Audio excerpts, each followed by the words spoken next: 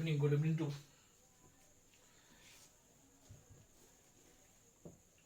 welcome to Bhabha mathematics centre. प्यारे बच्चों, आज आपके लिए YouTube के माध्यम से हमारा एक कोर्स आ रहा है पूरे 11th के लिए, 11th के बच्चों के लिए, जिसमें कि हम YouTube पर 11th के बच्चों के लिए टॉपिक वाइज क्लास लेंगे।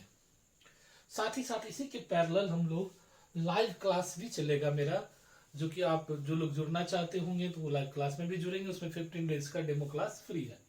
और ये YouTube पर जो लेक्चर होगा ये रिकॉर्डेड फॉर्म में है, कोई भी बच्चा देख सकता है, दूर दराज का भी जो घर बैठे फ्री में देख सकता है। उसके लिए कोई पैसे की जरूरत नहीं है उसको। लेकिन जब लाइव क्लास होगा तो उसमें 15 डेज का क्लास आपको फ्री मिलेगा। उसके बाद उसमें पेड होगा, आपको कुछ पेमेंट करना पड़ेगा, जिसके एवज में आपको डेली बाय डेली वो क्लास आप अटेंड करेंगे और पूरा कोर्स पढ़ेंगे। ठीक है, तो आज जो हम इस चैनल पे आपके लिए लेके मेन रूप से आए हैं, ये तो मेरा कोचिंग का ऐड है। ये है हमारे ideal man doctor Homi Jahangir Bhabha, जिसके नाम ये जिसको इंडिया का फर्स्ट न्यूक्लियर साइंटिस्ट कहा जाता है और है भी, एटम बम के जनक भी हैं। इन्होंने फिजिक्स और मैथ्स दोनों विषय के प्रकांड कह सकते हैं, दोनों विषय के विशेषज्ञ हैं। मैथ्स इन्होंने ग्रेजुएट किया था, तो मैथ्स हम लोग इसलिए इसको अपना जो है सम्मान के तौर पर इनके नाम से ही सेंटर चला रहे हैं, क्योंकि ये बहुत बड़े साइंटिस्ट हुए इंडिया के लिए। उसके बाद जो हमारे पास है, ये मेरा कोचिंग का नाम है BMC भाभा मैथमेटिक्स सेंटर, जिसमें खाली मैथ्स से रिलेटेड ही क्लास होती है। मैथ्स के अलावा हमारे यहाँ कोई क्लास नहीं होती है। मैथ्स का क्लास 11-12 से लेकर नेट गेट तक की क्लास होती है। ये भी ऐड है आपको, Bhabha mathematics centre for 10+1 BSc in competitive student. Competitive means CSIR, NET, IIT, JEM, GATE, इसका क्लास होता है। अभी रेलवे SSC का क्लास यहाँ नहीं होता है। इसमें जो क्लास होता है वो नेट गेट के अकॉर्डिंग क्लास होता है। और अभी जो हाल फिलहाल में आप सुने होंगे कि बेट निकलने वाला बिहार सरकार की तरफ से, जो लोग भी MSc अपियरिंग है या फिर MSc का एग्जाम दे चुके हैं, तो वो बेट के माध्यम से प्रोफेसर बनने के लिए एलिजिबल हो सकते हैं। तो ऐसे लोगों के लिए बेट का निकलने वाला है। हो सकता है मे भी दिसंबर तक में वो एडवर्टाइजमेंट आ जाए। तो हो सकता है कि हम भी आपके लिए बेट का एक बैच स्टार्ट करेंगे। अगर अच्छा खासा इंक्वायरी रहा तो हम बेट का भी एक बैच होता है। तो competitive means that means this. ये अब हमारे यहाँ के बच्चे ऑफलाइन के, और ये हम हैं। बहुत लोग होते हैं कि सर आपको देखना चाहते हो तो ये जस्ट ये आप देख सकते हैं यहाँ फोटो में, तस्वीर में। अब आते हैं 11th क्लास, जो आपका मेन है। 11th क्लास का सिलेबस क्या है? 11th क्लास को यूनिट वाइज मैंने सिलेबस में डिवाइड किया हुआ है, और सिलेबस बुक में भी डिवाइड है। ये नहीं कि मैंने ही किया है, बुक में भी यूनिट वाइज ही डिवाइड है। तो पहला टॉपिक अपना लोग को है सेट थ्योरी प्लस ट्रिगोनोमेट्री। पहला टॉपिक में जो अपना लोग को set theory plus trigonometry, 35 marks का वेटेज है इसका। जो बिहार बोर्ड के लोग हैं उसके लिए, CBSE में 29 मार्क्स का वेटेज है, तो 35 मार्क्स का वेटेज है।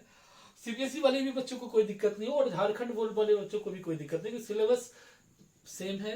और हम जो पढ़ाएंगे आपको यहाँ इंग्लिश में ही पढ़ाएंगे, इंग्लिश मीडियम ही होगा। रिटन मेरा इंग्लिश होगा, समझाएंगे आपको हिंदी में। तो इंग्लिश मीडियम वाले बच्चों को भी कहीं कोई दिक्कत नहीं होगी। अब रहा जो प्योर हिंदी मीडियम वाले बच्चे हैं, तो उसके लिए फिर हो सकता है हम हिंदी के लिए अलग से बैच, अगर बहुत ज्यादा इंक्वायरी रहा तो बनाएंगे, नहीं तो हिंदी में पढ़ाने में थोड़ी सी हमें भी प्रॉब्लम होती है। नई नई हिंदी के वर्ड खोजने पड़ते हैं हमको। फिर भी अगर देखेंगे डिमांड ज्यादा है बच्चों का, तो उसके लिए सेपरेट बैच बनाएंगे। ये बैच मेन रूप से आपको बिहार बोर्ड के इंग्लिश मीडियम के बच्चे, या जो थोड़ा बहुत भी इंग्लिश में पढ़ सकते हैं, बिहार बोर्ड के भी बच्चे, झारखंड बोर्ड के बच्चे और CBSE बोर्ड के बच्चे, तो सारे लोग इससे फायदा उठा सकते हैं। यूनिट 2 में अपना लोग आता है अलजेब्रा, जो कि 30 मार्क्स का होता है। अलजेब्रा कितना मार्क्स का है? 30 मार्क्स का है यहाँ। तो यही 2 यूनिट से तुम पास मार्क्स 65 मार्क्स ले सकते हो। कोऑर्डिनेट ज्योमेट्री 15 मार्क्स का है हमारे यहाँ सिलेबस में, 15 मार्क्स का होता है। तो 80 मार्क्स तो यहीं तक हो गया। कैलकुलस से यहाँ 11th में बहुत कम है, 6 मार्क्स का ही कैलकुलस है, 6 नंबर का ही कैलकुलस एग्जाम में आता है। और ये लॉजिक वॉजिक जो है मैथमेटिकल रीजनिंग, ये 4 मार्क्स का है।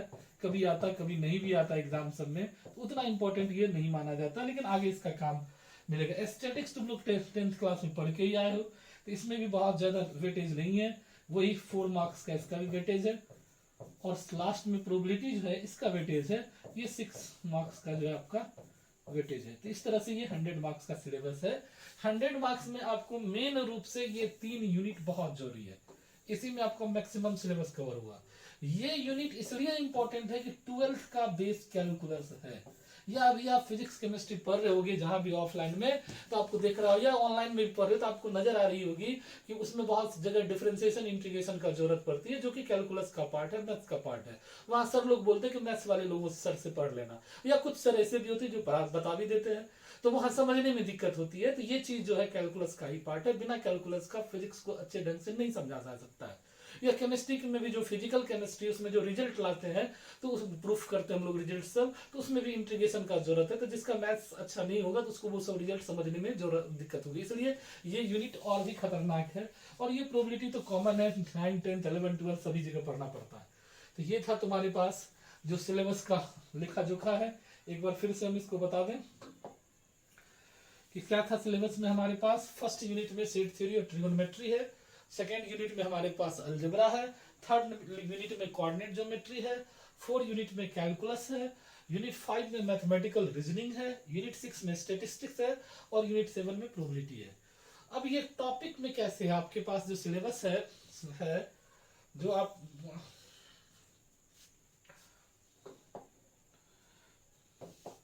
आपका जो सिलेबस है उसमें ये कैसे है एनसीईआरटी में, तो इस तरह से टॉपिक है एनसीईआरटी में। Topic 1 chapter 1 sets, second relation and function, third trigonometric function, fourth principle of mathematical induction, fifth complex number and quadratic equation, six linear inequality, seventh permutation and combination, eighth binomial theorem. तो ये जितना part देख रहे हो ना, ये जो तुम लोग देख रहे हो ना, ये वाला पार्ट, ये तो पूरा ट्रिगोनोमेट्री है। थर्ड नंबर तो ट्रिगोनोमेट्री, ये मैथमेटिकल इंडक्शन से लेके सीक्वेंस तक, दिस इज अलजेब्रा, यही अलजेब्रा का पार्ट। ये यूनिट 2 हो गया आपका, यूनिट 2 हो गया, इसको हम लोग यूनिट 2 बोलेंगे। और ये दिस इज यूनिट 1, इसको आप क्या बोलोगे, यूनिट 1। तो unit 1 unit 2, that means marks कितना हो गया, 35 और 30, total marks is 65। Total marks कितना आ रहा आपको, 65 मार्क्स का ये आपका हो गया। नेक्स्ट हम लोग आते हैं इसके आगे पेज पे। इसके आगे पेज जो हमारे पास है, ये है coordinate geometry, straight line, conic section, introduction of 3D, ये कोऑर्डिनेट ज्योमेट्री का पार्ट है। लिमिट्स एंड डेरिवेटिव, ये कैलकुलस का पार्ट है। ये हम आपको बता दें कौन किसका पार्ट है, तो आपको ज्यादा आसान रहेगा। ये जो आप देख रहे हो ना,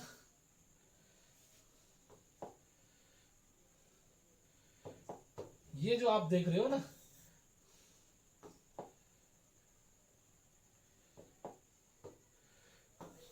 ये आपका है कोऑर्डिनेट ज्योमेट्री का पार्ट। इसको हम लोग बोलते हैं कोऑर्डिनेट ज्योमेट्री।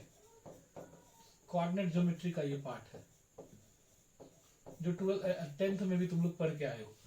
ये पार्ट है कैलकुलस का, ये पार्ट आपका कैलकुलस का है। और फिर ये तो रीजनिंग ये अलग चीज है, स्टैटिक्स और प्रोबेबिलिटी अलग अलग है। तो इस तरह से ये चैप्टर सिलेबस में आपके पास बटा हुआ है। इस टाइप से आपको सिलेबस दिया गया है आपके कोर्स में। अब है इसका प्लान, टीचिंग प्लान क्या है। Unit 1 45 days, unit 2 45 days, unit 3 30 days, unit 4 30 days, unit 5 7 days, unit 8 तुम्हारे पास जो है 8 डेज, यूनिट 7 जो है 8 डेज, टोटल 173 डेज है। ये किसके लिए है, थ्योरी प्लस प्रॉब्लम्स, यानी अदर बुक्स जो तुम डिटेल से पढ़ोगे तब इसके लिए है।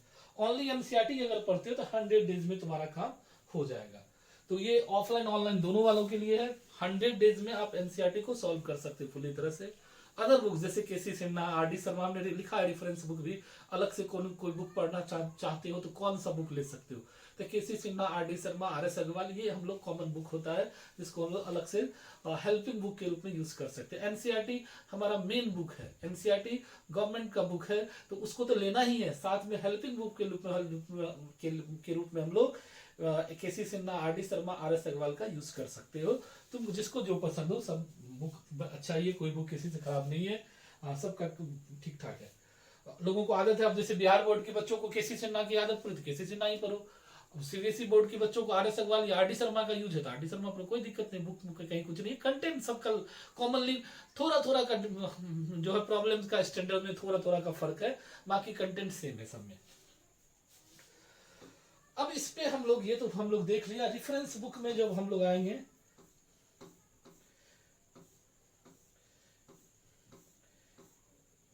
ये आपको बताना था, ये है रेफरेंस बुक। रेफरेंस बुक में आप एनसीईआरटी केसी सिन्हा आर डी शर्मा को मैंने प्रिफर्ड किया, आप ये ले सकते हैं। ये आपका डिटेल है। बहुत सारे बच्चे हमसे पूछ रहे थे कि सर बैच न्यू बैच कब स्टार्ट करेंगे, कब तक आपका स्टार्ट होगा। तो ये ऑनलाइन और ऑफलाइन बोथ मोड में है। Offline batch going on branch SM college road Bhagalpur. जो ऑफलाइन बैच है मेरा अभी फिलहाल एक ही ब्रांच पे चल रही है, वो एसएम कॉलेज रोड वाली ब्रांच पे। उर्दू बाजार वाला ब्रांच मेरा बंद हो चुका है, फिलहाल बंद है वो ब्रांच। और फिर जो ऑनलाइन वाला है वो हम घर से ही रात को पढ़ाते हैं, इसलिए ऑनलाइन में कोई दिक्कत ही नहीं है। रात में आपको पढ़ना है, जो 7:30 या 8 से लेके 11 11:30 बजे तक ऑनलाइन मेरा क्लास चलता है, तो उसमें आपको ऑनलाइन पढ़ना है। यानी ऑफलाइन ऑनलाइन अटैच क्लास नहीं है, दोनों अलग अलग है। तो ऑफलाइन आपको जो है कोई जिसको जो लोग भागलपुर में अवेलेबल हो तो वो ऑफलाइन में भी आके पढ़ सकते हो, वहाँ कोचिंग सेंटर पे आके मिल के अपना टाइमिंग डिसाइड करके पढ़ सकते हो। और जो लोग मतलब बाहर से हो, भागलपुर से बाहर के लोग हो, वो लोग ऑनलाइन मोड में पढ़ सकते हो। ऑफलाइन वाले को बेनिफिट क्या है कि ऑफलाइन के फी में ही तुम्हारा ऑनलाइन का भी कोर्स फ्री हो जाएगा, उसको अलग से ऑनलाइन के लिए कोई पैसा नहीं देना है। लेकिन जो लोग ऑनलाइन है उसको तो ऑनलाइन का जो फी होगा उसमें देना ही होगा। तुम्हारा जो है ये evening shift for detail information, ये नंबर है आपको, ये आपका ऐप है। ये आप जो है ये ऐप आपको मोबाइल के प्ले स्टोर से आप डाउनलोड कर लेंगे। जिनको जो लोग नए लोग बच्चे हो हमसे जुड़ना चाहेंगे ऑनलाइन पढ़ने के लिए, तो वो ऐप के थ्रू ऐप पर डाउनलोड कर लेंगे, तो वहां से लाइव क्लास में हम मिलेंगे आपको। ऐसे क्या होगा, यूट्यूब पे भी हम पढ़ा रहे हैं आपको 100 लेक्चर यूट्यूब पे 1 2 3 करके हम डालेंगे, जो आपको रिकॉर्डेड फॉर्म में होगा। यूट्यूब पर जो क्लास होगी वो रिकॉर्डेड फॉर्म में होगा, यानी वीडियो हम अपलोड कर देंगे, आप दूसरे दिन देख लोगे, कभी भी देख सकते हो। लेकिन ये जो होगा लाइव क्लास होगा, इसका पीडीएफ मिलेगा, इस पर ऑनलाइन टेस्ट भी होगा, तो वो आपके लिए बहुत फायदेमंद है। और डेली एक कंटिन्यूटी बन जाती है। होता क्या है, एक होता है कभी भी पढ़ लेना रैंडमली, एक होता है कि एक तरीका से डेली पढ़ना आधा आधा घंटा करके। तो डेली जो काम करेंगे उनको ज्यादा बेनिफिट होगा। जो रैंडमली कभी भी पढ़ेंगे, मनमोजी टाइप का जो जंगली टाइप का स्वभाव जो हम लोगों का है, बिहारी लोग का, हम लोग जो है उसको क्या होता है कि जब मन करेगा तभी कोई काम करेगा, तो उस आदमी को कभी कभी तो फायदा भी होता है, लेकिन ज्यादातर लॉस बहुत ज्यादा होता है। क्योंकि रेगुलरिटी किसी भी चीज के लिए बहुत जरूरी है। धीरे धीरे ही सही, लेकिन एक सिस्टम में अगर काम करते तो उनको ज्यादा बेनिफिट मिलेगा। और ऐसे जो मन सो करेंगे, कभी मन हुआ पढ़े, कभी नहीं हो नहीं पढ़े, तो साइंस में ऐसे इस तरह से पढ़ने वाले को बहुत लॉस होता है, कोई बहुत ज्यादा फायदा नहीं होता है। ठीक है, तो आप ये देख लें, ये ऐप इंस्टॉल कर लीजिएगा और फिर हमको मैसेज करिएगा। ऐप के पर भी चैटिंग का ऑप्शन है, या फिर हमको व्हाट्सएप पे मैसेज करिएंगे, इस नंबर पे व्हाट्सएप है कि सर हमको 11th क्लास के बैच में जोड़ दीजिए, तो हम जोड़ देंगे। ये बैच स्टार्ट 5 सितंबर को होने वाला है, अभी स्टार्ट नहीं हुआ है, अभी सिर्फ ऐड आपको दिखा रहे हैं हम। ये भी ऐड है, यही आपका ये मेन है। अब रहा कि सर आज आप जो स्टार्ट किए तो कुछ तो बताइए, कुछ तो पढ़ाइए, कम से कम हम लोग कुछ तो सीखे आपसे। तो सीखने के लिए आज आपके लिए हम लाए हैं कुछ बेसिक चीज आपको सिखा देते, क्योंकि समय कम है और आज हम नहीं चाह रहे कि बहुत बड़ा वीडियो बनाए, तो आज थोड़ा सा आपके लिए हम काम कर देते हैं कि हम आपको बता रहे हैं मैथमेटिकल सिंबल, जो अपना लोग को बहुत जरूरत पड़ेगा। तो मैथमेटिकल सिंबल्स ये बहुत काम करेगा। तो आज 8-10 सिंबल की हम चर्चा कर देते हैं, जो आपको पढ़ने क्रम में काम आएगा और आप लोग यूज करोगे तो अच्छा लगेगा। मैथमेटिकल सिंबल्स में क्या क्या मैथमेटिकल सिंबल में हम लोग बराबर यूज करते हैं, तो उस पॉइंट पर हम आते हैं। जैसे फर्स्ट सिंबल हम यूज करने जा रहे हैं, सिंबल नंबर फर्स्ट, जो बहुत फेमस है, आप लोग कई बार यूज किए हो, सेट थ्योरी का स्टार्टिंग से ही है।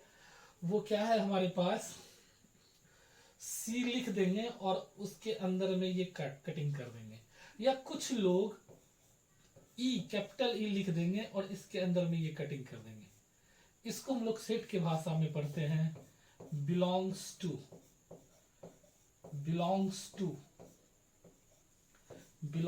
टू, या फिर कुछ लोग इसको बोलते हैं मेंबर टू, मेंबर टू, या फिर कुछ लोग इसको बोलते हैं एलिमेंट्स टू। एलिमेंट्स टू जब हम सेट पढ़ाएंगे तो वहां भी पढ़ाएंगे, लेकिन थोड़ा सा सिंबल के बारे में तुमको जानकारी दे दे। तो इस सिंबल को हम लोग क्या पढ़ते हैं, belongs to, member to, elements to. Sir हम नहीं समझे आप क्या बोलने चाहिए, जैसे कोई किसी ने लिख दिया एक्स ए, तो इसको पढ़ेंगे x belongs to set A, x belongs to set A. और बिहार बोर्ड वाले लोगों को परेशानी होगी, सीबीएसई वाले को समझ में आ गया हम क्या बोलना चाह रहे हैं। इसका मतलब x क्या है, जो बिहार बोर्ड वाले थोड़ा सा मदद कर देते, x a का सदस्य है, इसका ये मीनिंग हुआ। x क्या है, a का मेंबर है, सदस्य है।